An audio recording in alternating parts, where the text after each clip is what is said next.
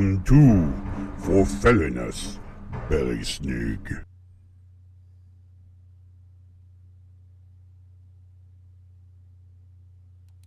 You are not broken. You are out of balance. and there is a path home. This is for belysning, From the Alaska akoutlaw ancestral morning light for those who have been through hell. and are still standing.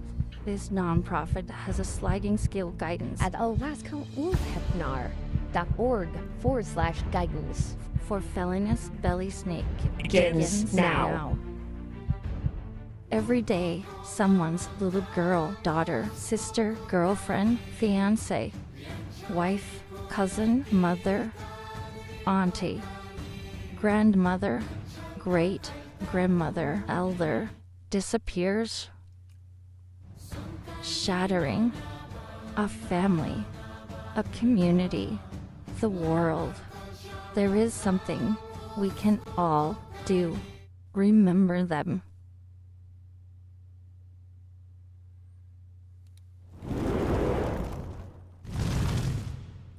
Remember, available on our website at author.akoutlaw.com. Rewriting your emotional recipes, ancestral, belonging, and the emotional patterns that will shape your life. Remember, you are not broken. Many of what you are feeling is inherited.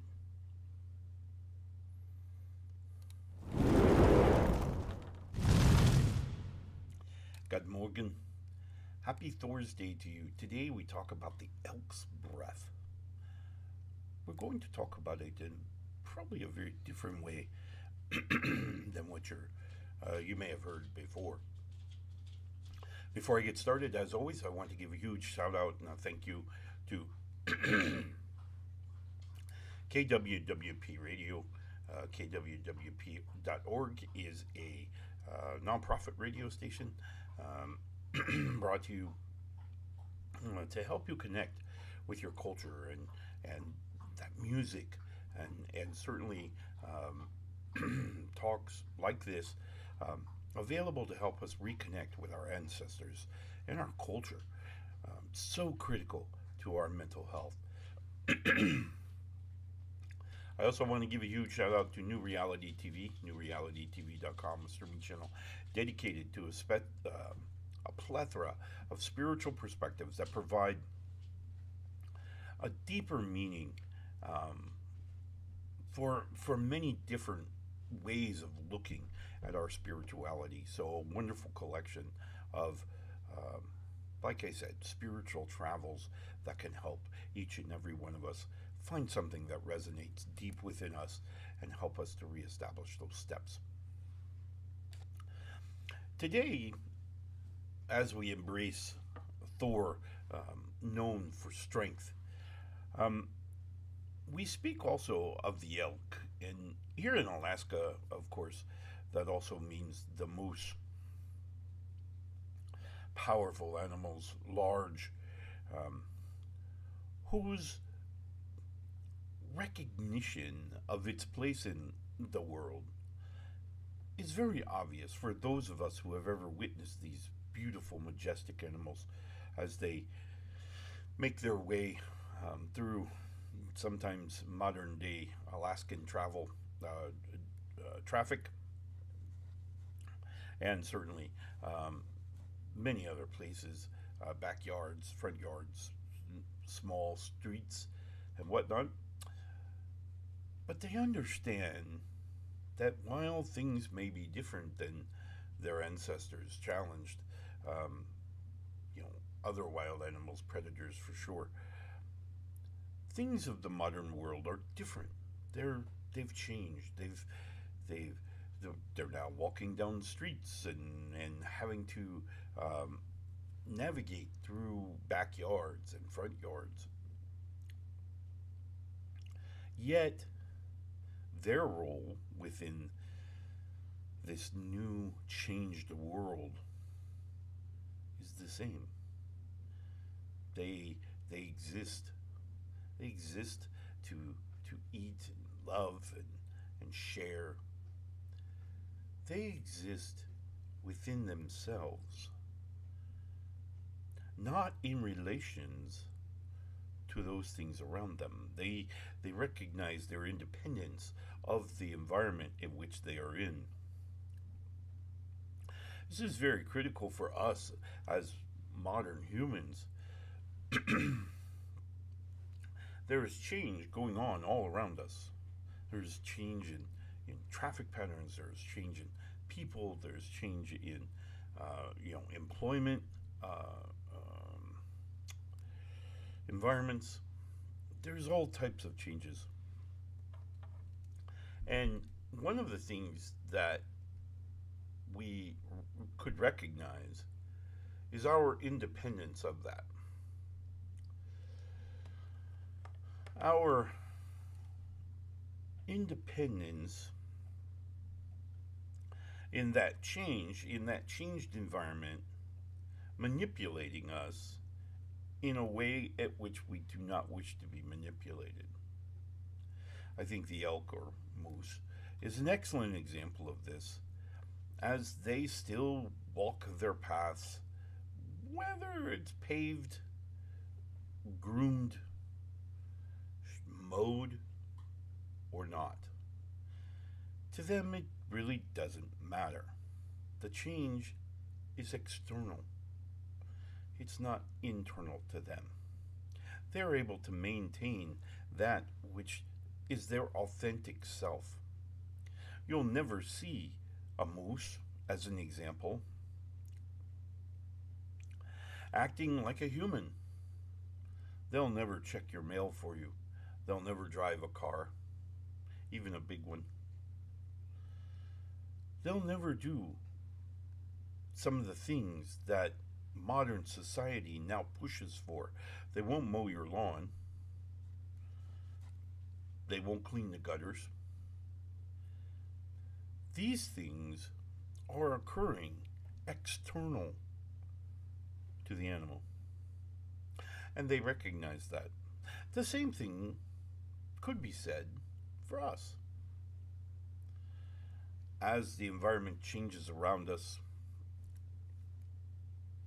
in a room with other people, the conversation turns to barbs and more negative energy. It doesn't have to affect us. It doesn't have to have the injection within our psyche altering that which we feel about ourselves because the environment changed. We are independent of that change. We have a choice. We can allow it to affect us, or we can deny it. That reality remains, regardless what the environment does. We have a choice. I'm always, I won't say entertained.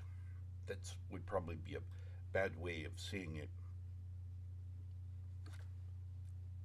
I am always interested when people come to me and they say, well, this person did this and they made me feel this way.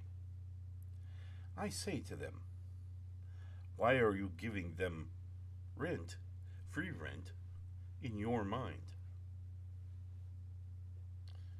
They don't own anything there. Why are you allowing them to do this?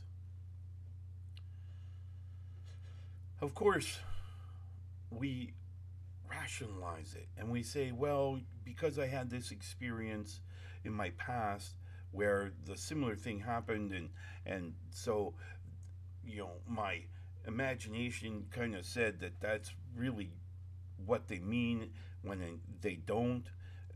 And so I'm contorting this experience on my memories. Now, normally, this is part of the everyday operation of life, is that when we build wisdom connecting our intellect. That wisdom begins to kind of cast itself forward into our future, and we call it imagination. Now, imagination teamed up with our sensory input, feeds the fight or flight. It prepares us. It kind of begins to gear up if there's something that is a threat. So it's preparing us for that. But imagination left unchecked can also be the alternate, can be the opposite. It can make issues where there is none. As it begins to tie to memories within our mind, it's bringing forward those things that it thinks is connected when they may not be.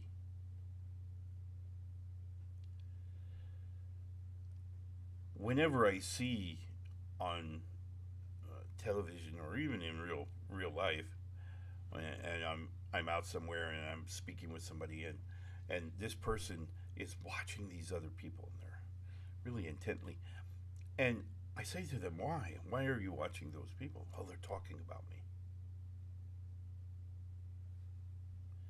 How do you know? Can you hear them? No, but I know they're talking about me. Oh, how? I can just feel it in my bones. Do you feel it really in your bones, or is your imagination telling you that they are talking about you? Have you stepped outside of your comfort zone for something, whether it be a new pair of shoes, maybe a new pair of slacks, or maybe even a fancy jacket? And you're outside your comfort zone a little. And so as these people speak, it's not what they're saying. It's your comfort zone.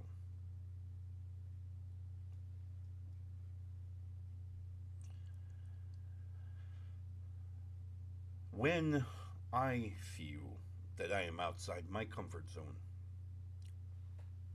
and I'm speaking about a topic or I'm speaking to someone who in the past may have made me uncomfortable or maybe even questioned my beliefs, whatever, instead of lashing out at them, instead of bringing forward memories of maybe previous conversations or previous interactions, or worse, connecting this person to another conversation I had with somebody altogether different at another place and time with a different environment, and begin to make connections that don't apply. They're different. Every experience that we have within this lifetime brings forward these a very different set of rules, of emotions, of energies that are being interpreted by a very different you. You change by the minute, not because you're trying to play roles and all these different things, but because chemistry, you're being driven to change your DNA at a fundamental level. But more importantly, as the emotion, as the experience moves from the well of the self to the horn of feeling, according to the diagrams given to me by the ancestors, it's drawing in the chemistry of the body. And you've got all different kinds of things. It could be right after lunch, where you have the first conversation, and so you have a set, a grouping of biochemistry within the body that's interacting with the biochemistry that we just made to represent this experience. And those interactions are altering the way we see that experience. Conversely, we could be just before lunch. And so the biochemistry created by our diet, of course, alters this biochemistry differently.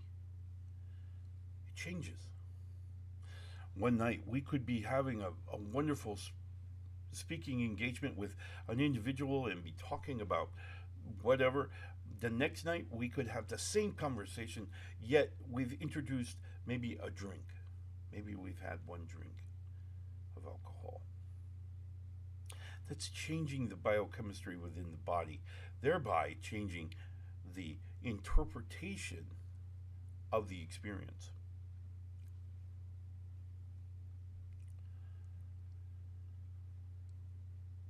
Our understanding of evaluating each experience for what it is needs to be paramount, needs to be above everything and all things. We have to evaluate, question everything that we receive, everything that we feel. We have to understand why. It's a nature of the human existence to understand why. But when we find ourselves in a place where we are feeling offended or maybe overwhelmed emotionally, a way that we can kind of cut through that tape is to begin to evaluate what's mine, what's theirs. In other words, what the experience really showed us. First, what part am I imagining? Remember, for those of you who joined last night's show of rewriting your emotional recipes, you probably recognized that 40% of our experience, of every experience, 40% of that experience is imagination. Whether it be fight flight, whether it be manipulation based on an emotional state. This imagination is being fed into every sensory input. We see things through the way we feel, our mood ring, through the way we believe, the well of the self, through the way we've seen it 1,000 times, our recipe card, through our engagement of control, of mental control, the horn of feeling, and ultimately the me gate, that moment in every experience that we have the opportunity to say no. We don't want, we'll take the experience, sure, but we don't want that emotional state. We don't want to feel poorly about ourselves or others. We don't want to do that. Push the emotional energy to the side. This is really the lesson that the moose or elk brings to us. Independent of their surroundings, they're able to just be within their own lives, within their own minds. And that's an important place to be. All right, so what is today? We have our runes, and we call upon the gods today. We call upon Thor for his strength, that he may guide our minds, not as much our physical forms, but our minds, in retaining that strength.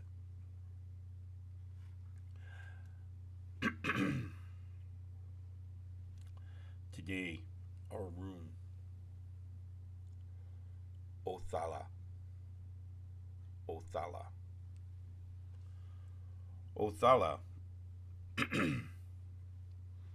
means productive interactivity. It means freedom of the mind, prosperity, or home. Today, I want to take that rune. I want to take Othala, and as the gods have spoken, think about freedom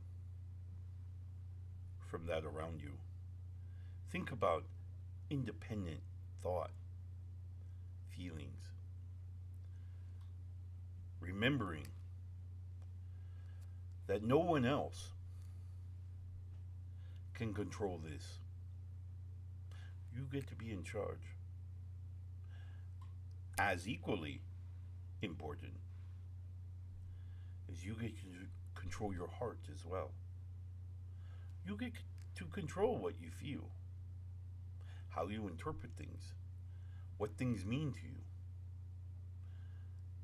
what the energies that experience is bringing into you to interpret. You get to make the choice. All right, my friends, I need to take a very quick commercial break. When we come back, we'll talk about putting the lessons that the elk and moose teach us, and we'll put it on the road that we may use it in our everyday lives. We'll be right back after this short commercial break. Feed the four-footed food right. Zeal Pet Foods keeps ingredients honest and energy steady. Check out all their options and all the links in our webpage at sponsors. It's happening. It's in the air. The time is now. We're all waking up. We're waking up. We're all waking up. It's all shifting. New vibrations. It's you. It's you. It's me. It's all of us. Together. A new time. A new day. A new energy. A new energy. New reality. Awaken with us. Awaken with us. Awaken with us. NewRealityTV.com. Level up your language in minutes a day. TalkPal AI gives instant feedback and real practice. Try it and try the link in our description.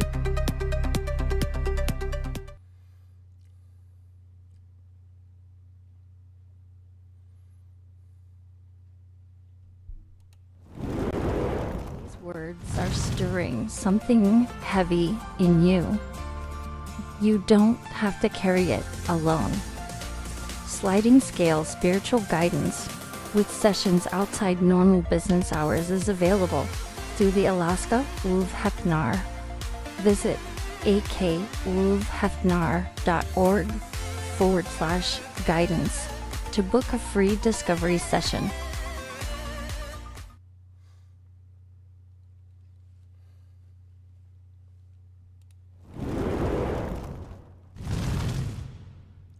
Welcome back, and thank you for taking that break. As always, my friends and my family at New Reality TV offer a very vast spectrum of understandings that can help us along our spiritual journey. So do check them out, newrealitytv.com. Today we're talking about the elk and the moose and their independence from the environment around them. We're speaking about being the architect, the janitor, the security guard for our own mind, maintaining our independence of our environment, the reality at which we find ourselves in, those experiences at which we are absorbing, each of which attempting to influence us in some way. Whether that influence be the rocks at the bottom of our well of self, whether it be an overload of emotional energy that pushes us one direction or another, possibly engaging us to act in a different way. All of these influences are constant. They're one thing in the experience of the physical reality that we can't escape. Everything will attempt to change us, including our own mind.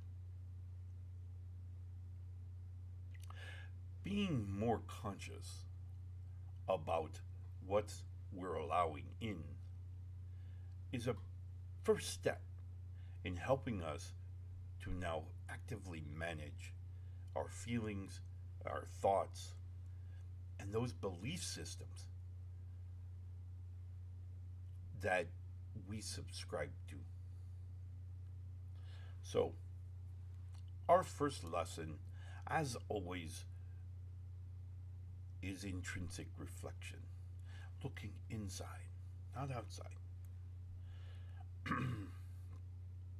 Our mission is to see that which we hold inside, that which stirs us, that which is our current weather. There is an exercise that I've used with individuals who have come to me and who are struggling with understanding why they translate things the way they do.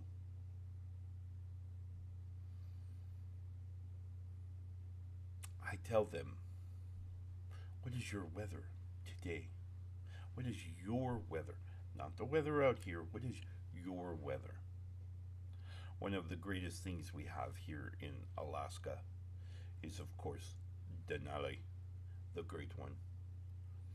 Denali creates its own weather pattern, like you. It has its own weather amidst the weather of the whole state. Denali weather is separate, it's different, it's itself. So too do you have your own weather. How do you recognize this weather? One of the, as I mentioned, exercises that I use is to place one's back on a wall. Straight on a wall. It's good if you stand, but you don't have to. You can sit with your back against the wall. Behind the wall is your life. I want you to close your eyes and imagine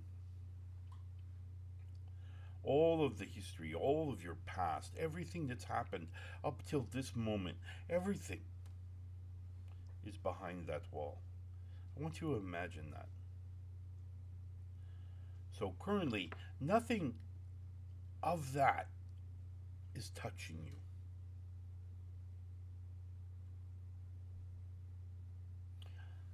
I then want you to focus on what you're feeling. What emotions are there? Nothing happening. Close your eyes, put on noise canceling earphones, maybe a clothespin on the nose. Shut down as many sensory inputs as you can. Back on the wall. What are we feeling? What is our emotional current speaking?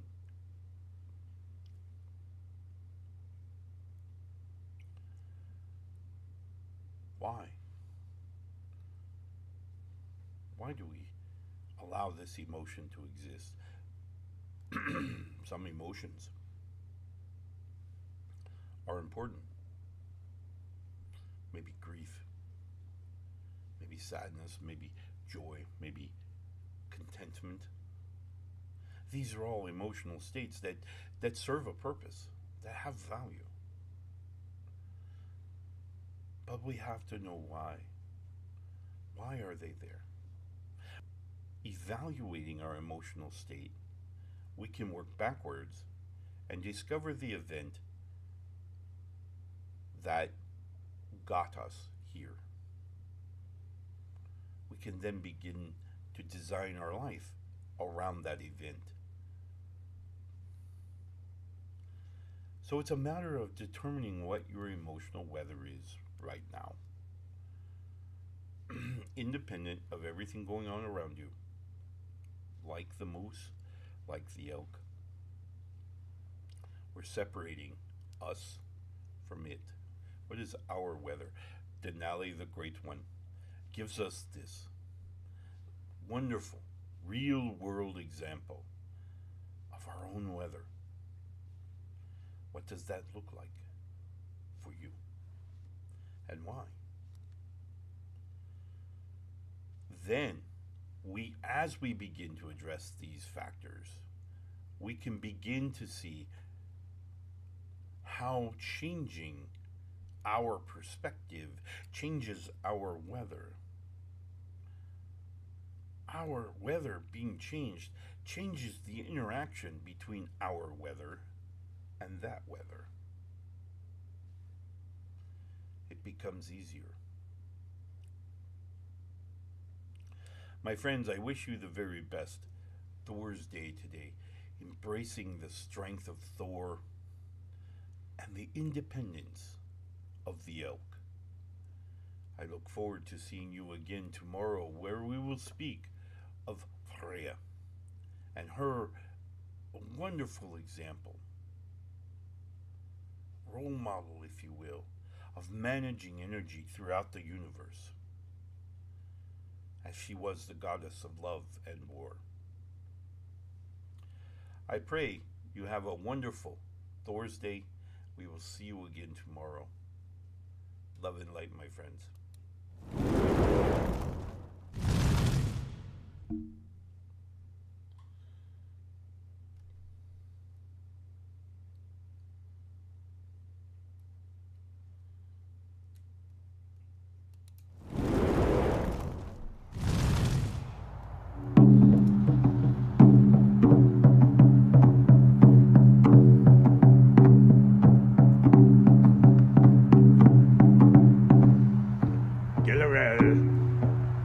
Fulfilling us.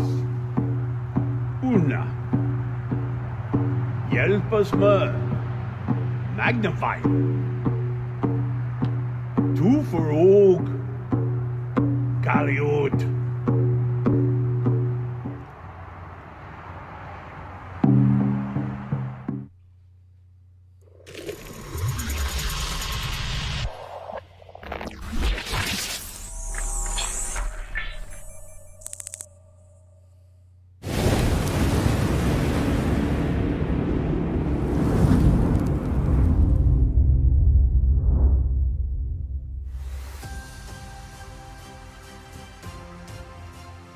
If what we've touched today hits something raw for you, you don't have to carry it alone.